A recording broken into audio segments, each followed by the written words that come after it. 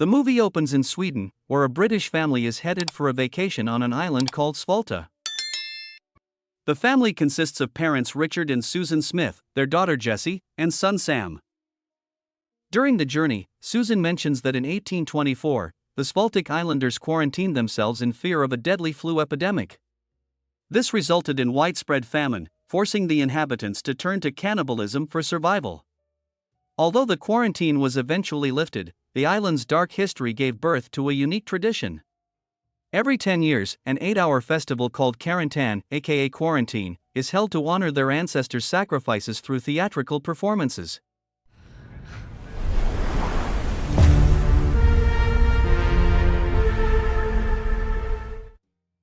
The family soon stops by a cafe near the coast, where the owner appears unwelcoming.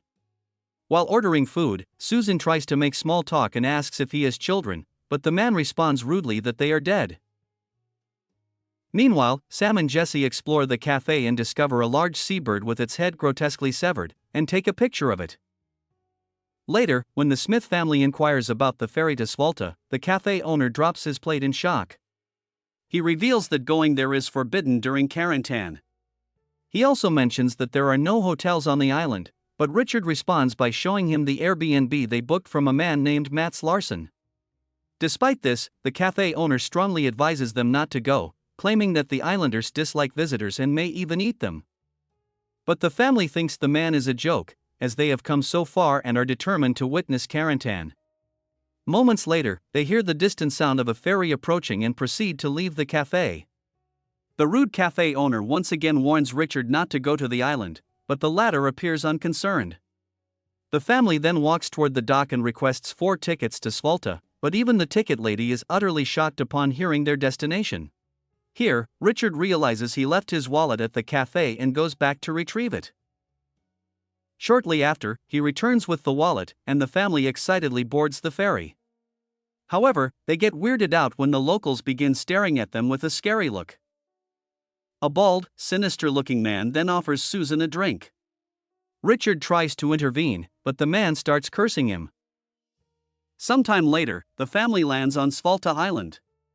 But they are surprised to see that the entire community has gathered at the harbor. The islanders seem very unhappy, and their leader, Clara, asks who they are and why they are here. The family explains that they are on holiday and have come to see the Karantan play. A young boy, Ingamar, claims they are not welcome and asks them to leave immediately, but the family refuses.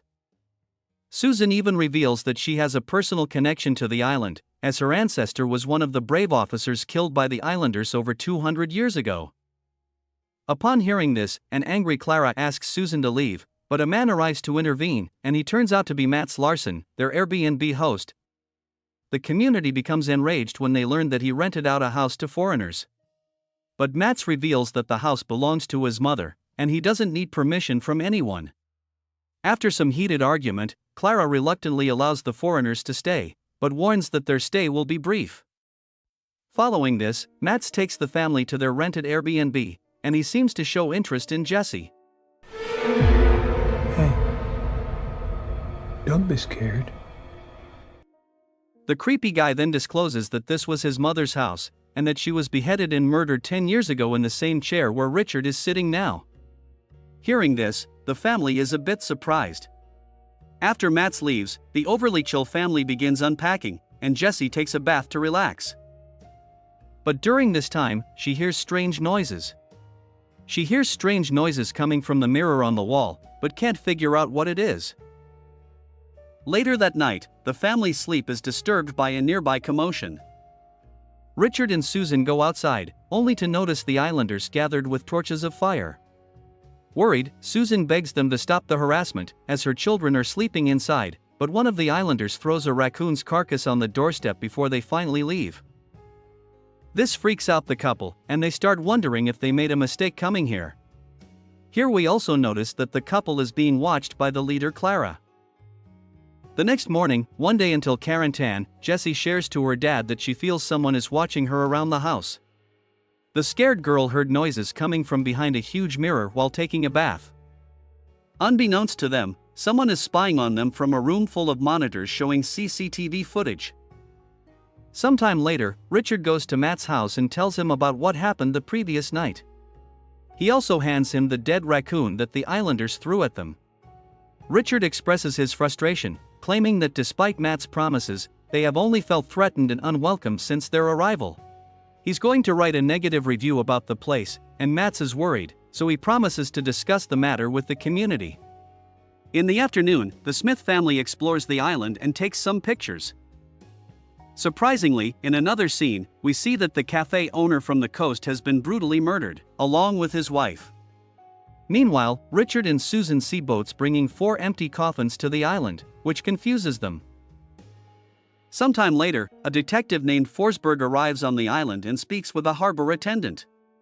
He informs her about the death of the cafe owner and suspects that a man named Johan may be involved. It turns out that Johan is the same bald guy from the ferry, and he is a dangerous convict who has just been released from prison.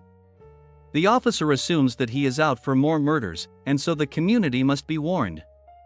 Elsewhere, we see Susan and Richard being intimate in their Airbnb house, but someone is creepily watching them through a camera and pleasuring himself. On the other hand, the islanders are seen rehearsing for Karantan when they are interrupted by Detective Forsberg. He inquires about Johan and finds out that he has left the island to buy vodka. Clara then tells Forsberg not to come here because outside jurisdiction does not apply here, and Karantan serves as the judge. But the detective instead warns her to be careful if she wants her head intact on her body. As Forsberg departs later, we see Johan watching him from a distance. Meanwhile, Sam and Jesse head to the local cafe, where the owner turns out to be Ingamar. He tells them that they made a big mistake coming here, but the siblings do not appear threatened and reveal that they only came because their parents wanted to see a stupid play. When one of the locals touches Sam, he quickly throws sprinkles into his eyes. The siblings then come across islanders wearing strange masks and carrying several coffins labeled English Liar. This scares the shit out of the duo. Elsewhere, we see a creepy Mats wearing women's undergarments in a bed. But when the siblings arrive at the house, he quickly runs away from there. Jessie soon notices that her bed is crinkled, and her underwear is also missing. The girl then approaches a mirror inside her room and draws a heart on it. And then, on the other side.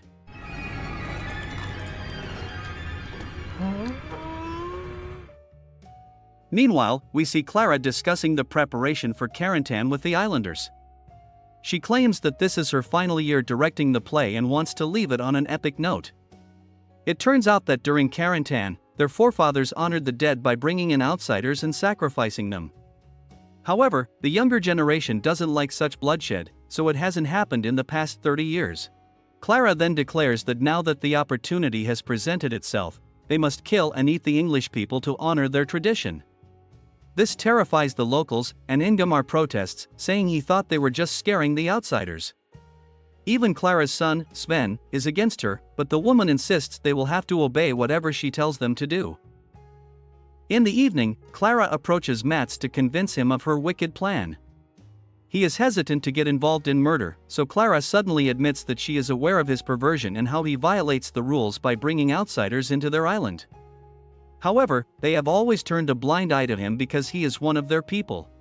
Clara claims that it is now his responsibility to repay the community for their tolerance toward him, so Mats has no choice but to comply. The next day, it is finally the day of Karantan, and a masked man begins the ceremony by playing a drum, while the locals gather around. On the other hand, Mats approaches the Smiths family and has brought cookies for them. He reveals that he spoke with the community, and they have invited them to attend the play. But to his surprise, the Smiths family reveals that they are heading to swim in the harbor and aren't interested in the play.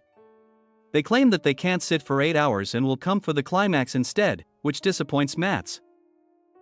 Elsewhere, the play finally begins, recounting the events of 200 years ago, when the island received word of a plague spreading throughout the outside world.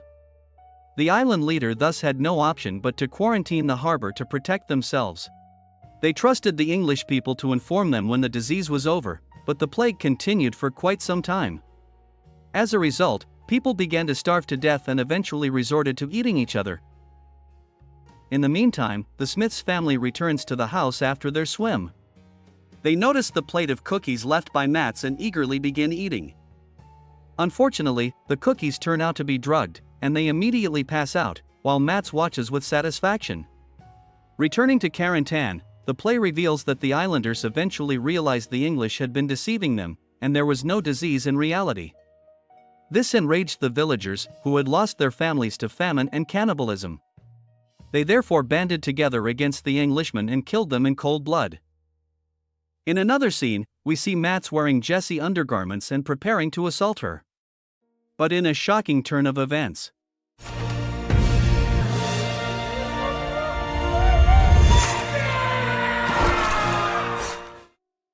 it is revealed that the Smiths family never ate the drugged cookies, and they stab him repeatedly until he is dead.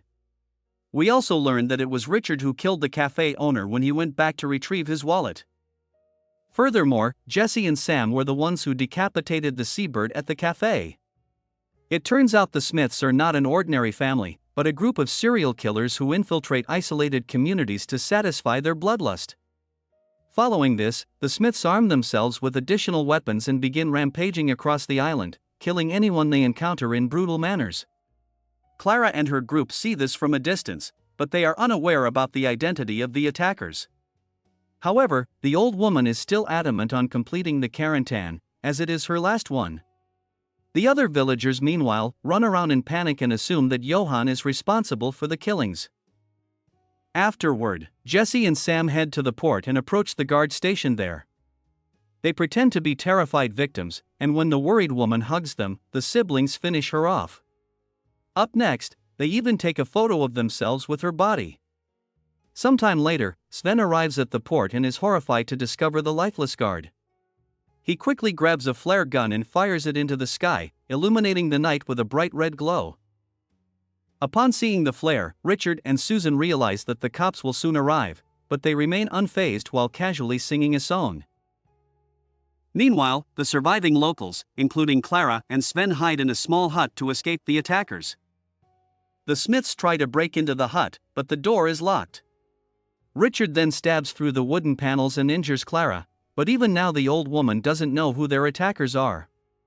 At one point, Richard is also stabbed by Sven, but despite the brutal wound, he seems to be fine. The family eventually breaks into the hut, but Clara and Sven have already managed to escape by this time, leaving the others to deal with these psychos. The Smiths mercilessly continue killing the islanders, including the young boy, Ingemar.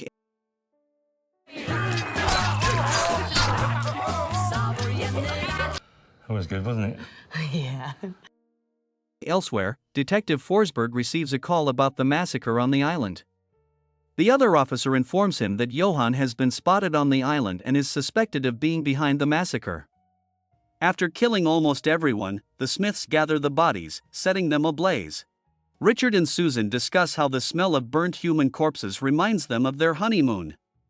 During this, Sam has another argument with his father for no apparent reason, and this enrages Dad so much that he shockingly stabs Sam in the neck and kills him. Susan and Jesse casually ask Richard why he did that, but the man says that he had to do it because Sam had been showing him attitude throughout the entire trip. To our surprise, Jesse states that she now has to find another person to pose as her brother, which reveals that Sam was never a member of the family, but rather a hired killer. On the other hand, Sven urges his mother to flee the island, but she insists on completing the ritual as it's her last Carentan. This leaves him with no choice but to help her, and he leaves to get his shotgun from their home. Meanwhile, the Smith family arrives at Matt's place and discovers a room filled with CCTV cameras. They are disgusted that he had been spying on them. They also discover a secret door leading to their Airbnb house, and Richard decides to go through the passage. Shortly after, Jesse enters the Airbnb house through the front door, but is immediately shot by Sven.